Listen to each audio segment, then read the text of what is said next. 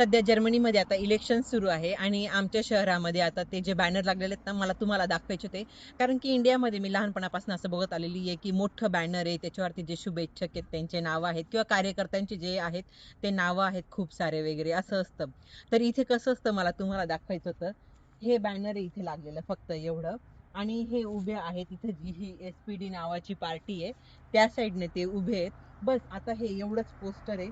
अजून मी त्याच्या बाजूला पोस्टर आहेत ते दाखवते. कारण की भारतात कसं असतं की एखाद्या नेत्याचा जो एरिया असेल तिथे फक्त त्याचेच पोस्टर असतात जास्त करून.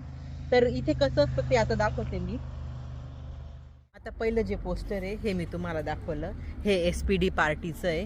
दुसरं जे पोस्टर आहे हे फ्रायझिंगर मिट्ट आहेत आणि हे त्यांच्या जे ग्रुपमधले लोक आहेत ते आहेत आणि त्यांचे पण फोटो एकदम छोटे छोटे आणि नाव बस तितकंच दिलेलं आहे त्यांनी.